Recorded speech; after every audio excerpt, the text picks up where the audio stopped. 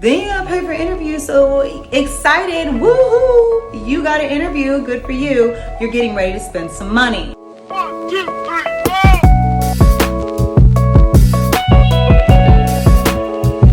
4. Welcome back everyone to my channel, The Physician Assistant Chronicles. This is part 2 of my video, things I wish I had known before applying to physician assistant school. This half of the video is 6 through 10. Number 6, I wish I had known the amount of money I was going to spend as a pre-PA.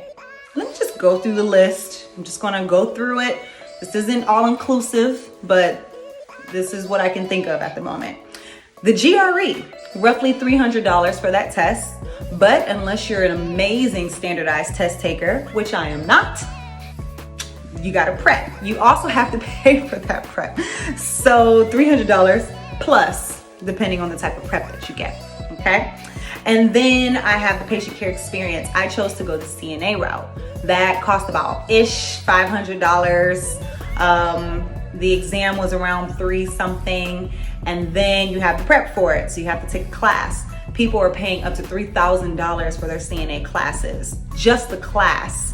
And then they have to pay for their license. So there are different costs that are associated with that. I've more than made up that money because I use my CNA license a lot, but it is something you have to consider before you go in that route. Next one, prerequisites. I took my prerequisites at the local community college. I took mine and I roughly spent about $600 a class. That does not include parking, doesn't include the books and the things that I had to buy. It doesn't include all the printing of materials that I had, lab coats, goggles, all the extra things that come up with a class. So for each class that you take, roughly, if you're at a community college, expect to pay around $600-700 per class and then some, okay? Shadowing. How does shadowing cost? Well, if you're going to use programs like FAPA or any organization that's going to find physician assistants for you for a fee, roughly $100 a year.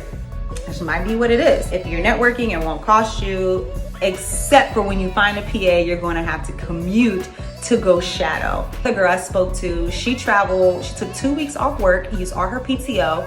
She left Ohio, booked a flight to California, stayed with loved ones or family and friend, and she shadowed a PA day and night for 2 weeks straight because shadowing is that important, okay? Another thing I paid for, application costs is money. Depending on how many you're going to apply to, it's money. So I applied to 9 programs this current cycle, and I roughly spent $900. Yeah, and then there's the personal statement. There's paying to get your transcript submitted. There's a cost for literally everything you can think of. So depending on how many schools you're applying to, you're probably going to be dropping some dollars. Just get ready, it's part of it, right? Then you gotta pay for interviews. So excited, woohoo! You got an interview, good for you. You're getting ready to spend some money. So you gotta travel. Depending on what state or where you are, what city, you're gonna have to get a place to stay. You're probably gonna have to take time off work. You're gonna need food. All these things cost money. And if you're like me, you're gonna get you a new suit if you don't have one already, or some new shoes, or you're gonna pay for someone to do your hair so that you look nice. Ladies, you may wanna get some new foundation so that you look nice and cute when you go for your interview. So there are things like that you have to consider. That costs money.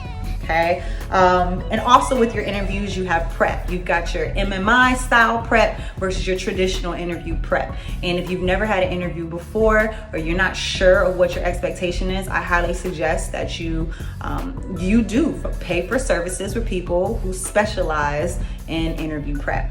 Number 7, personal statement. Had I known that writing my personal statement would be this challenging, I probably would have sought help on this back in 2016. I'm not gonna dive deep into that because It's a lot. And there's a lot of people who have already done videos about personal statements. But if you're interested in my perspective of writing a personal statement, I'll do a whole video dedicated to that. Just let me know and I'll get that to you.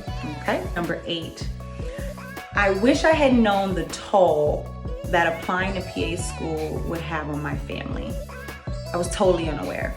I took a significant pay cut in my salary to get patient care experience. And if you don't have any experience, you have to start from the bottom and work your way up. I can say that I've done that, but it was hard, y'all. And my husband sat me down after we got married and he said, I know you said you're interested in this, but how serious are you? And I said, serious enough to want to quit my job in less than a year. And he's like, okay.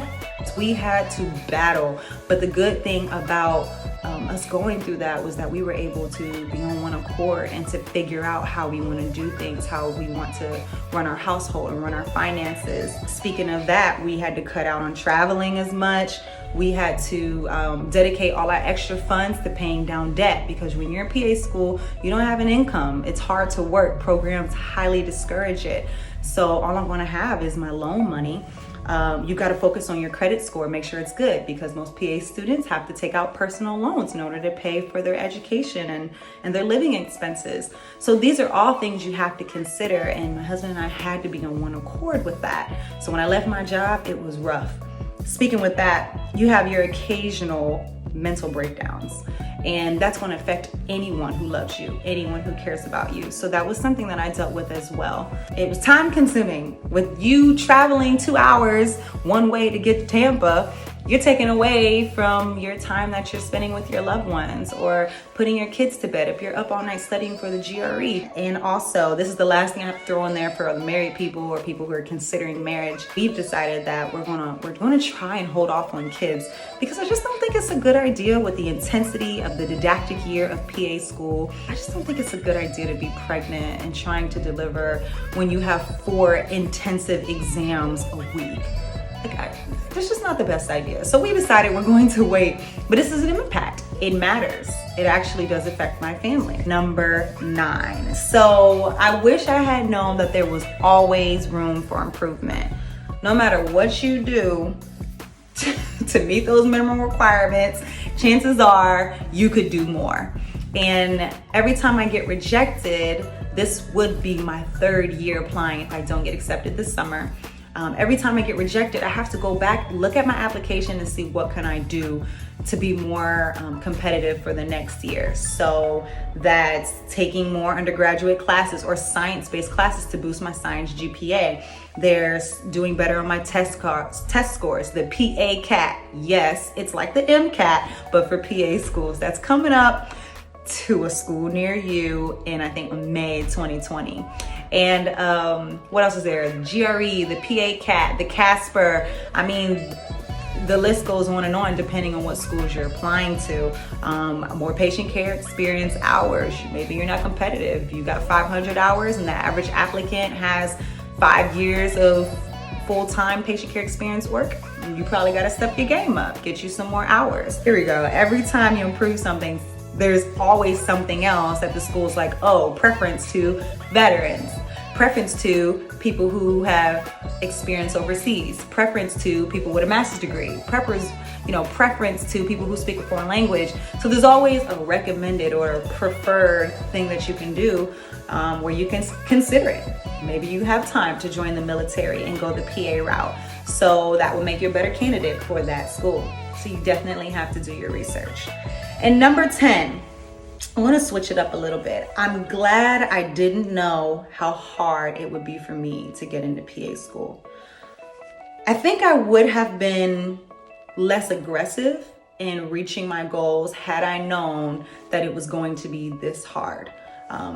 It's very challenging just getting in. The PA that I shadowed, she told me, the hardest part about PA school is getting accepted. When you get in there, it's work, but if you have the drive to stick with it, despite all of the hardships you endure to getting accepted, then PA school, you're going to figure it out. You just have to get in.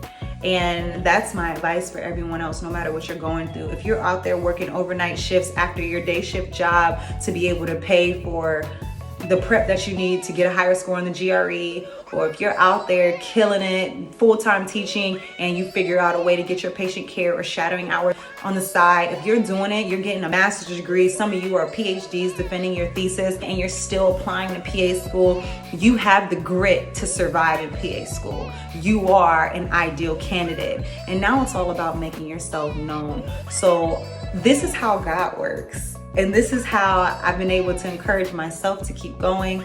I have a great group of people who are supporting me, family, friends, PA students, PACs, people who are certified, who call in and check on me, and they encourage me and they listen to me. They know what it's like. They know what I'm going through. But I wanted to make this video to say thank you to all of you guys, and to encourage some of you who may be in my position or who are thinking about being in my position to really consider what it takes to get into PA school, and to be encouraged and to do it. If you have that grit, you're going to be a great physician assistant. I believe I'm going to be a great physician assistant, and I believe that this is what God's calling me to do. This is why I can't let it go year after year. Anything worth having is worth working for, and the PA profession is 100% worth it. So I hope to leave that with you all today. Get ready for more videos to come. I've got so many ideas, things that I want to talk about. I want to hear your opinion. Like, comment, subscribe, and I hope to talk to you guys later. Bye now. So have fun with your personal statement.